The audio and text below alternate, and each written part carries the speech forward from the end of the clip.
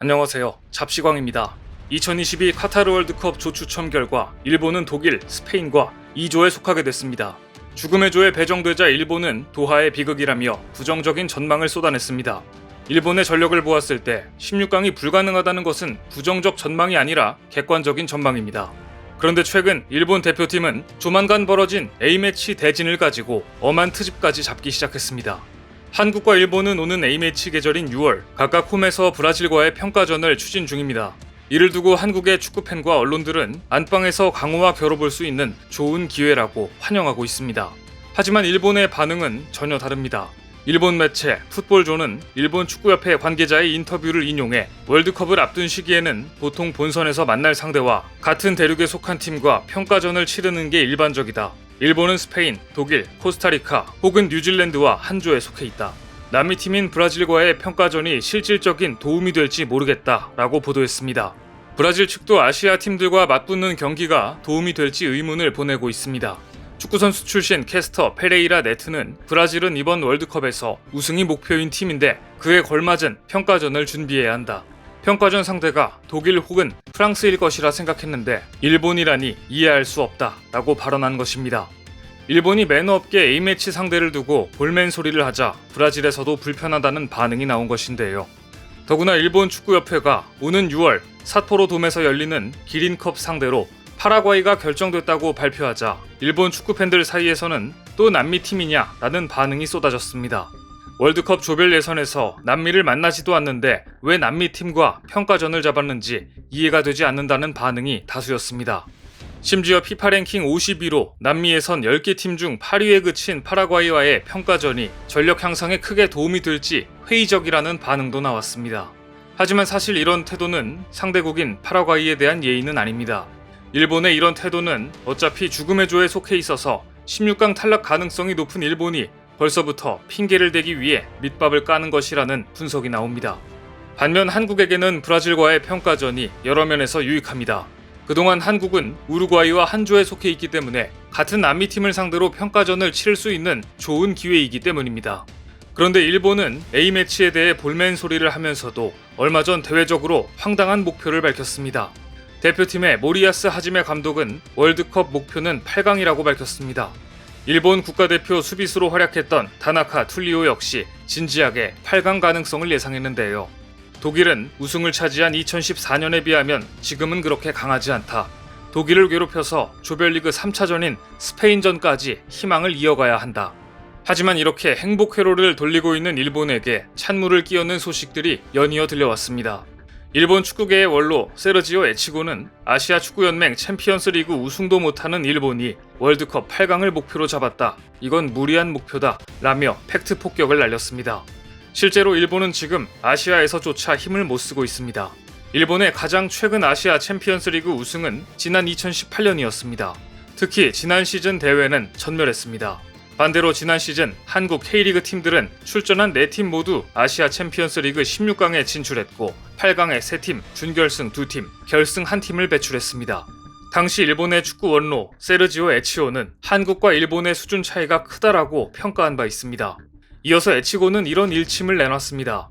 J리그는 아직도 국내용이다. 팀 수는 늘었지만 예산이 넉넉한 팀이 많은 것도 아니고 거물이라 할 수 있는 선수도 배출되지 않는다. 두드러지는 유망주도 없다. 이 와중에 월드컵 목표는 8강으로 잡았다. 아시아도 제패하지 못하는 상황에 우려되는 목표를 잡았다. 거기에 최근 일본 대표팀을 당혹스럽게 만드는 폭로까지 추가되었습니다. 과거 일본 축구대표팀을 맡았던 할릴 호지치 감독이 해외 방송에 출연해 일본에게 경질됐던 과거의 일을 언급하며 일본 축구협회의 악행들이 다시 조명된 것인데요. 할릴 호지치 감독은 2014 브라질 월드컵에서 알제리를 16강에 올려놓으며 주목을 받은 감독으로 2015년 일본 대표팀의 지휘봉을 잡아 일본을 러시아 월드컵 본선에 진출시켰습니다. 하지만 이 감독은 정작 러시아 월드컵 본선에는 나서지 못했습니다. 월드컵이 열리는 해에 한국과 동아시안컵에서 1대4로 대패하자 경질된 것인데요. 이때 일본은 경질 이후로 감독과 선수들 간에 불화를 내세웠습니다. 그랬던 할리로지치 감독은 최근 크로아티아 언론인 드네브니크 TV와 인터뷰에서 일본에 있었던 일을 언급했습니다. 월드컵에 진출시키고도 정작 월드컵에 나서지 못한 것은 정말 이상했다라며 일본에 대해 여전히 불쾌함을 표했습니다. 2018년에 벌어진 할릴 호지치와 일본 축구협회의 마지막은 그야말로 악몽이었습니다. 당시 할릴 호지치는 월드컵을 불과 2개월 앞두고 일방적으로 경질됐습니다.